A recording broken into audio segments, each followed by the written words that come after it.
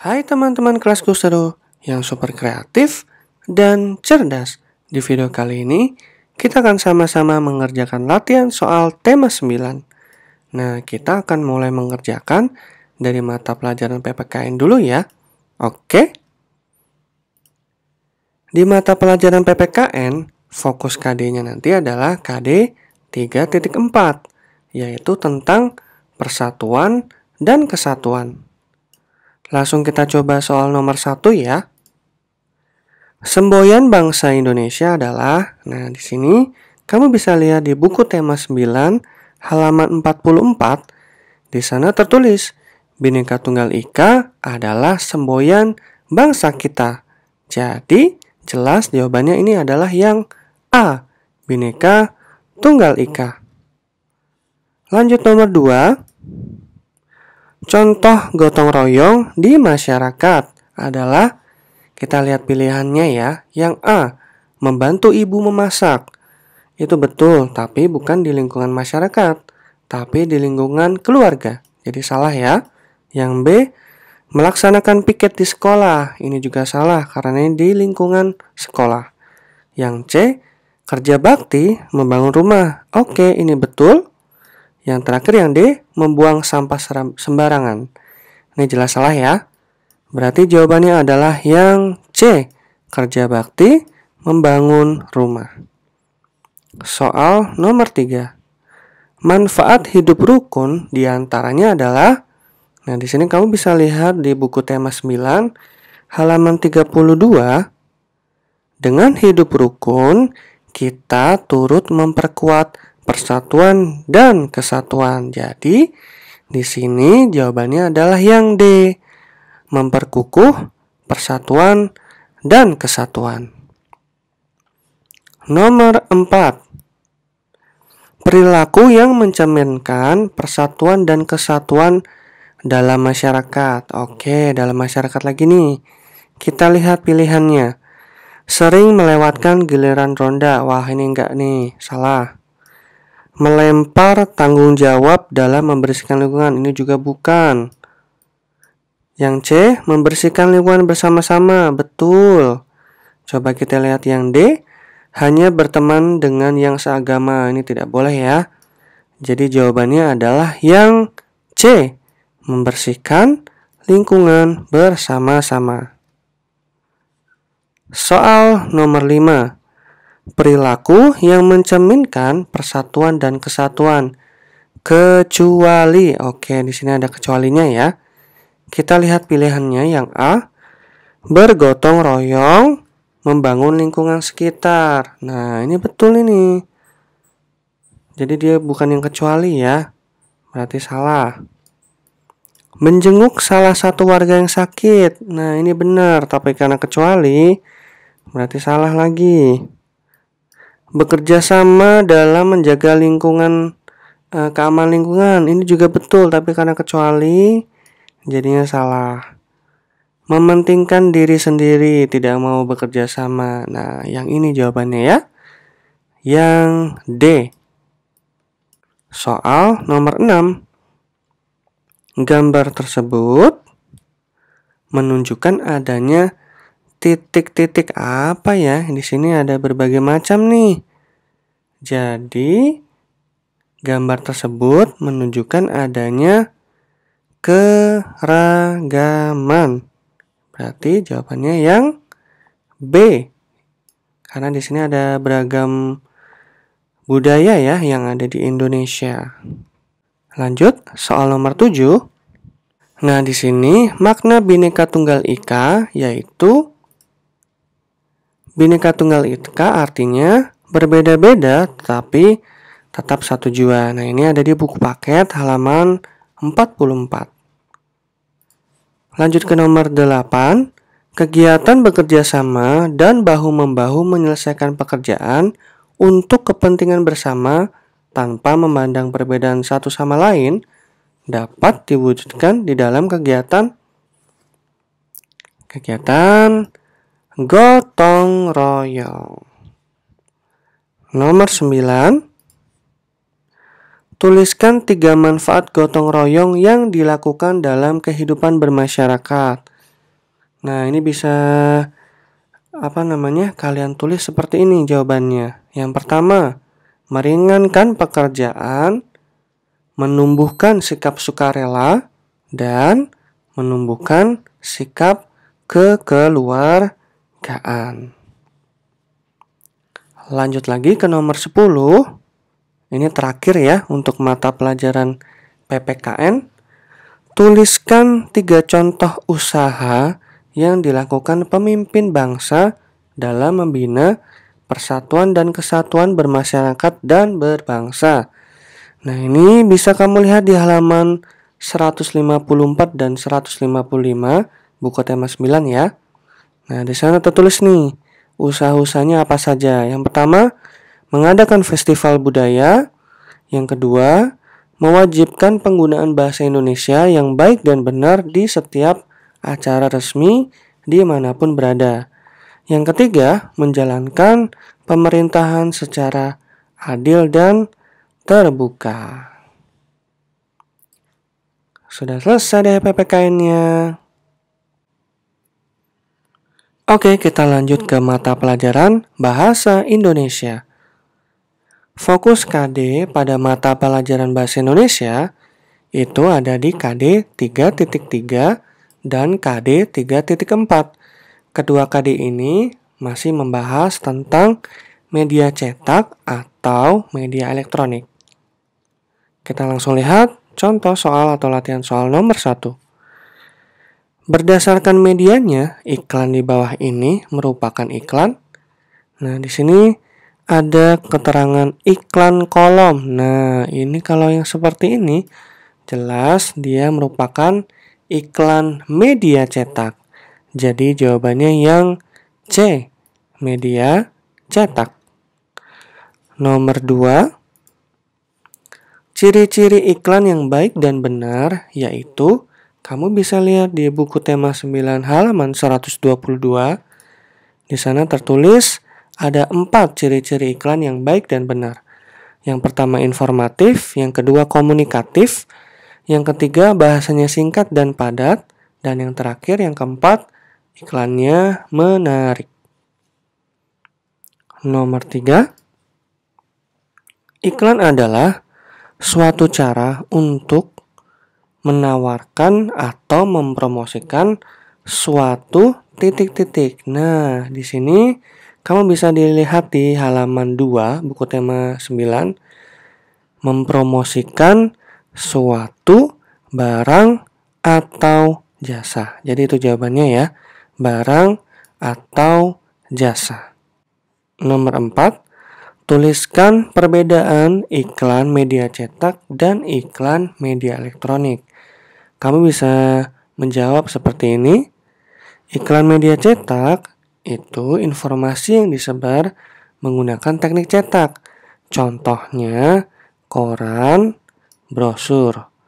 Nah, kalau misalkan iklan media elektronik, informasi dapat didengarkan bahkan bergerak ya, seperti animasi. Contohnya TV dan internet.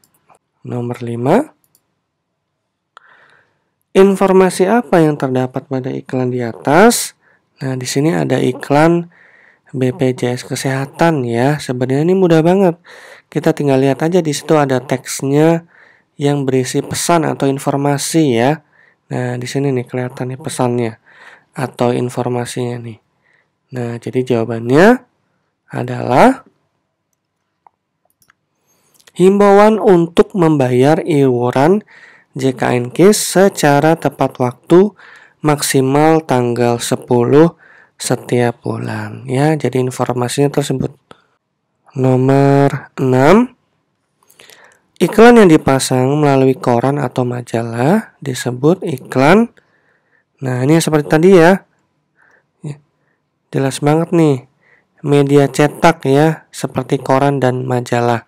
Jadi, kalau yang ada di koran atau majalah adalah iklan media cetak. Jadi jawabannya yang B, media cetak. Nomor 7,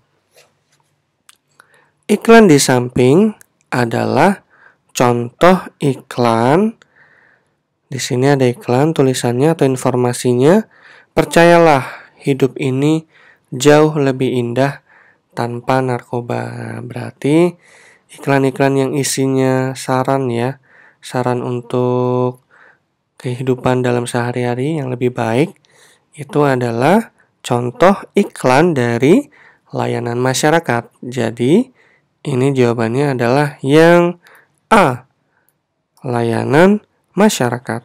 Nomor 8, iklan layanan masyarakat, yaitu kamu bisa lihat definisinya di halaman 175 buku tema 9. Iklan layanan masyarakat adalah iklan yang bertujuan untuk memberikan penjelasan atau informasi kepada masyarakat. Itu jawabannya ya. Lanjut lagi nomor 9. Sebuah penggabungan kata dan gambar yang berfungsi untuk memberitahukan atau menginformasikan sesuatu kepada khalayak umum disebut iklan. Nah, di sini kata kuncinya khalayak umum. Nah, berarti ini adalah iklan. Kamu bisa lihat di halaman 140 di buku tema 9. Dia adalah disebut iklan pengumuman atau pemberitahuan. Nomor 10. Nah, ini terakhir ya untuk bahasa Indonesia. Tuliskan 3 jenis media elektronik. Nah, di sini yang pertama iklan radio ya. Dia ciri-cirinya dapat didengarkan. Kemudian iklan TV, ciri-cirinya dia audio visual. Maksudnya bisa dilihat dan juga bisa didengar. Ditambah lagi juga bergerak. Kemudian yang ketiga, iklan internet, yaitu memanfaatkan media internet yang berupa video atau banner. Nah, jawaban ini bisa kamu lihat lengkapnya di halaman 55 dan 56 buku tema 9. Setelah bahasa Indonesia, kita akan menuju soal IPA. Nah, fokus KD pada mata pelajaran IPA yaitu KD 3.9 yang berisi tentang konsep materi. Kita langsung lihat latihan soal nomor 1. Zat kimia yang tidak bisa dibagi lagi menjadi zat yang lebih sederhana disebut kamu bisa lihat di buku tema 9 halaman 62. Nah, zat kimia yang tak dapat dibagi lagi itu adalah unsur. Jadi, jawabannya adalah D, unsur. Soal nomor 2. Di bawah ini, bahan-bahan yang menghasilkan campuran homogen jika dicampur dengan air adalah. Nah, kita harus tahu dulu nih, apa sih campuran homogen? Jadi, campuran homogen itu jika tercampur secara sempurna. Dia tidak ada ampasnya dan gak ada atau tidak bisa dibedakan penyusunnya. Nah, sekarang kira-kira air dicampur apa nih yang dia bercampur secara sempurna, yang sudah tidak ada lagi ampasnya? Kalau misalkan yang A, minyak goreng, jelas salah ya. Karena kan kalau minyak goreng dicampur air, masih kelihatan air yang mana, minyak goreng mana, berarti ini salah ya. Kemudian air dicampur dengan serbuk kopi. Nah, buat kamu yang suka ngopi nih, yang kopi pahit ya, itu pasti masih ada serbuk kopinya. Jadi salah ya, tidak tercampur sempurna. Kemudian garam dapur. Nah, ketika air dan garam kemudian diaduk ya, itu pasti sudah tidak bisa lagi dibedakan mana garamnya. Jadi, ini betul. Pasir. Nah, ini juga sama nih. Kalian campurkan air dan pasir. Pasti pasirnya masih kelihatan walaupun sudah diaduk ya. Pasti pasirnya masih kelihatan. Jadi jawabannya adalah yang C. Jika dicampur air dengan garam dapur. Nomor 3. Berikut ini yang termasuk sifat campuran heterogen. Nah, sekarang heterogen. Kalau tadi homogen. Berarti heterogen itu adalah lawannya dari si homogen. Dia tercampur tidak sempurna. Jadi walaupun udah diaduk-aduk, dia masih terlihat wujud aslinya ya. Jadi tidak mencampur secara sempurna. Kita lihat nih, kalau misalkan yang heterogen itu A.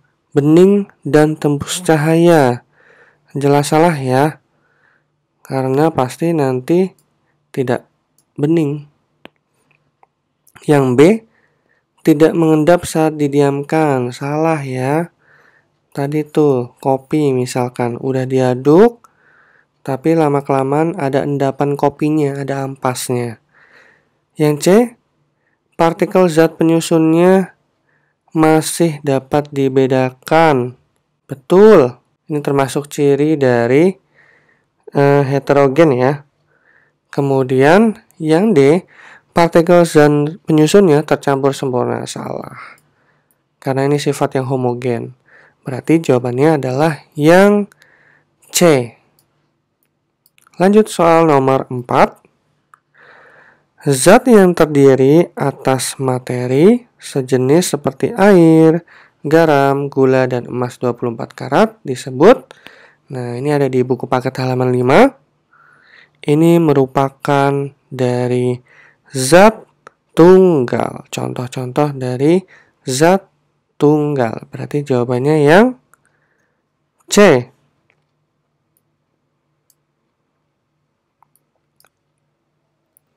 Soal nomor 5.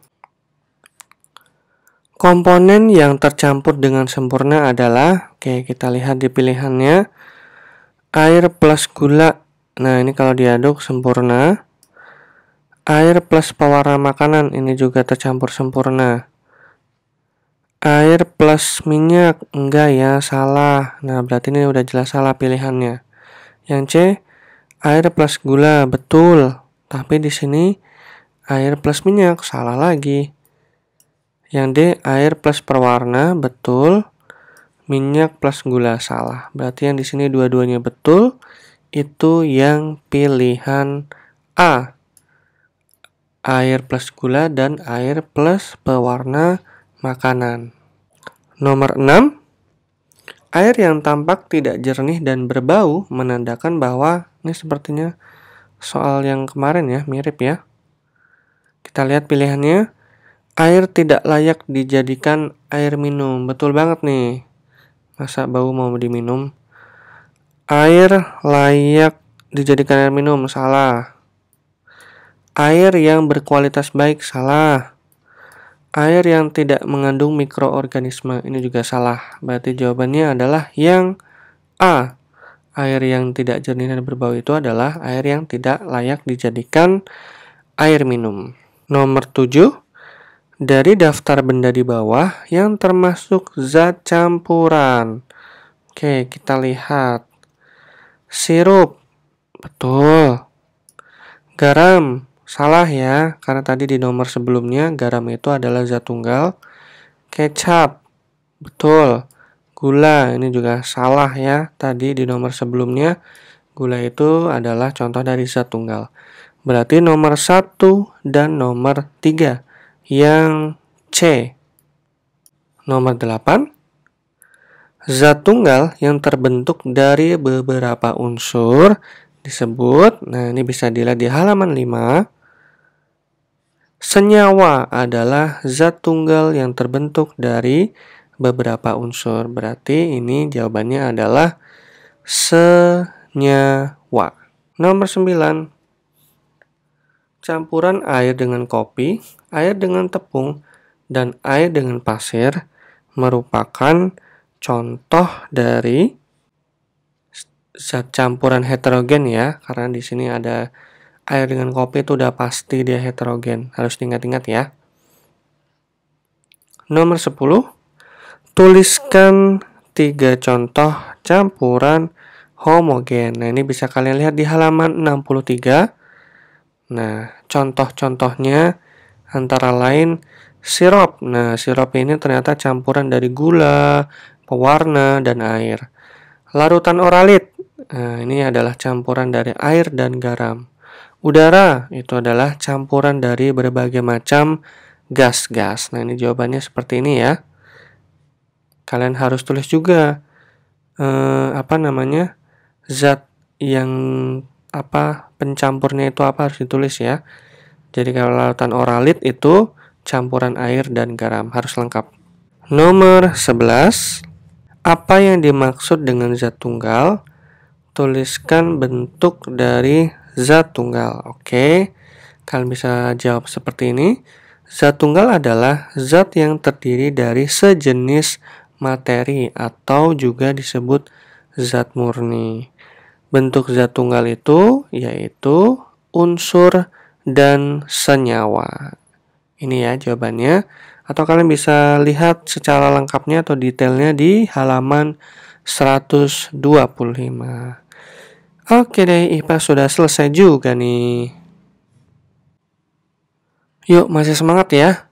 Kita lanjut ke mata pelajaran IPS. Nah, di sini fokus KD dari mata pelajaran IPS adalah KD 3.1, yaitu tentang karakteristik geografis Indonesia. Kemudian KD 3.3 yaitu tentang kegiatan ekonomi ya. Oke, kita mulai dari KD 3.1 dulu. Letak menurut perairan dan daratan yang mengapit suatu tempat adalah pengertian. Nah, ini jawabannya adalah yang B ya, letak geografis. Nomor 2. Di bawah ini yang merupakan kenampakan alam daerah perairan adalah perairan ya, berarti yang ada airnya nih. Dataran rendah, nah ini jelas dia merupakan daratan ya, jadi salah. Dataran tinggi ini juga merupakan daratan, bukan perairan. Pegunungan juga salah. Nah, sungai betul ini, karena dia air ya, sungai. Soal nomor 3. Perairan yang mengapit dua pulau disebut apa ini? Jawabannya adalah selat ya. Perairan yang mengapit dua pulau disebut selat. Nomor 4. Berdasarkan letak geografisnya, Indonesia berada di antara dua samudra, yaitu apa dan apa. Nah, ini ada di buku paket tema 9 halaman 19. Indonesia itu di antara Samudra Hindia dan Samudra Pasifik. Samudra Hindia dan Samudra Pasifik. Nomor 5. Tuliskan 3 contoh kenampakan alam yang ada di Indonesia. Nah, ini bisa kalian lihat di halaman 28. Jadi, ada dataran tinggi, ada dataran rendah, ada pegunungan, ada pantai. Nah, kalian pilih 3 ya. Lanjut ke nomor 6. Tuliskan 3 contoh kenampakan alam wilayah perairan beserta ciri-cirinya. Nah, perairan ya, tadi sudah tuh. Sungai. Nah, kita tambah 2 lagi. Bisa kalian tulis. Pertama, laut, ciri-cirinya adalah airnya berasa asin ya. Kemudian yang kedua, danau, ciri-cirinya berupa cekungan yang sangat luas dan dalam. Nah, ini yang ketiga, sungai, ciri-cirinya mengalir dari dataran tinggi ke rendah. Nah, di soal 7 ini kita mulai masuk ke KD 3.3 yang tadi berisi tentang kegiatan ekonomi ya. Usaha bersama dalam bidang ekonomi yang berdasarkan prinsip saling membutuhkan dan kesamaan kebutuhan anggotanya adalah pengertian. Nah, ini sebenarnya udah di tema 8 kemarin. Ini jawabannya adalah D. Koperasi. Nah, kalian bisa juga lihat di buku tema halaman 100 ya. Lanjut nomor 8. Jenis kegiatan ekonomi bidang jasa. Nah, ini di tema 8 juga sudah nih. Coba kalian ingat-ingat. Tukang cukur. Nah, betul ya, tukang cukur itu adalah bidang jasa. Nah, kalau petani, dia bidangnya adalah pertanian, jadi bukan. Berarti ini yang salah. B. Guru dan perawat. Guru? Ya, betul. Perawat juga betul. Kita lihat jawaban yang lain. Yang C. Supir? Betul. Nelayan? Nah, ini salah. Nelayannya itu adalah di bidang perikanan. Berarti salah. Perawat? Betul. Nah, pasien ini bukan jenis pekerjaan ya, pasien. Berarti yang dua-duanya betul dan tepat adalah yang B. Guru dan perawat. Nomor 9. Usaha bengkel sepeda merupakan contoh usaha ekonomi yang bergerak di bidang apa ini kira-kira? Betul sekali, jawabannya adalah jasa. Nomor 10. Wah, udah terakhir aja nih. Surat berharga sebagai tanda keikutsertaan menanamkan modal dalam perusahaan adalah, nah ini ada di buku paket halaman 99, disebut sebagai saham. Jadi jawabannya adalah saham. Udah selesai lagi nih mata pelajaran IPS.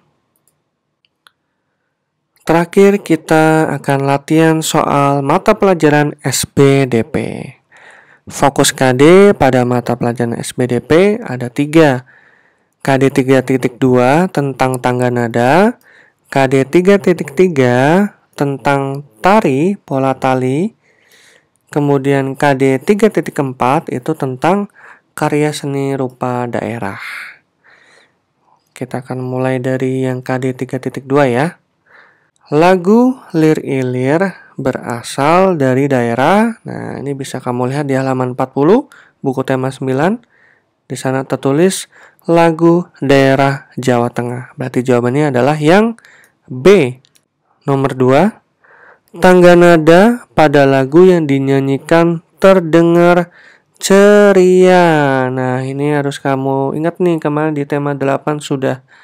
Yang terdengar ceria itu adalah yang A. Tangga nada mayor. Nomor 3. Tangga nada pelok mempunyai susunan nada. Nah, ini bisa kamu lihat di buku tema 9 halaman 39. Susunan tangga nadanya atau urutannya yang pelok itu 1, 3, 4, 5, 7.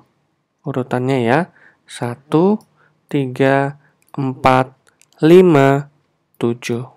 Soal nomor 4. Tangga nada terdiri atas 2 jenis. Apa dan apa? Nah, ini bisa kamu lihat di halaman 12. Terdiri dari tangga nada diatonis dan tangga nada pentatonis. Jadi ada 2 jenis ya. Diatonis dan pentatonis. Kita lanjut ke nomor 5.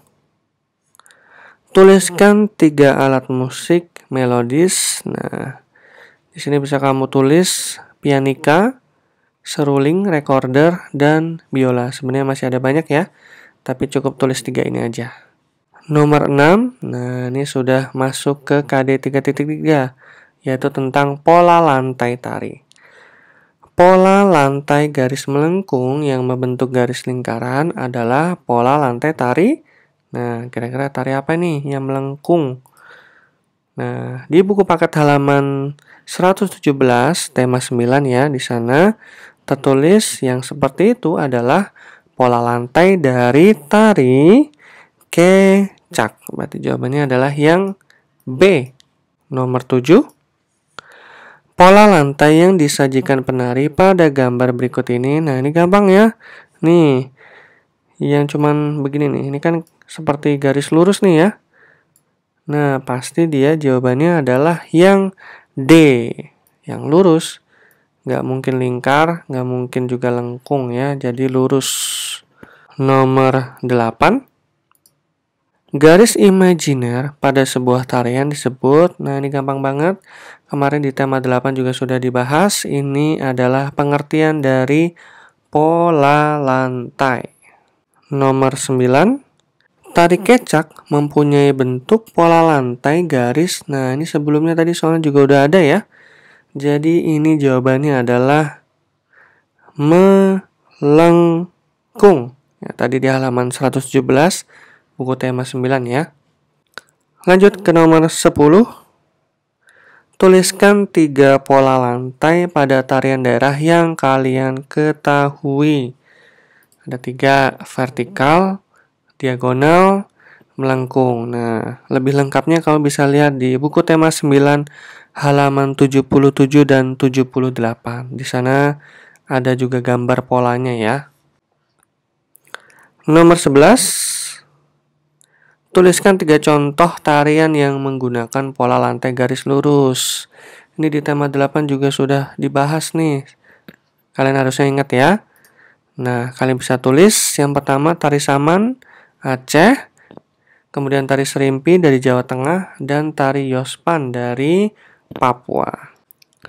Masuk ke 12 ya, masuk ke nomor 12 ini sudah di KD 3.4 yaitu tentang karya seni rupa daerah.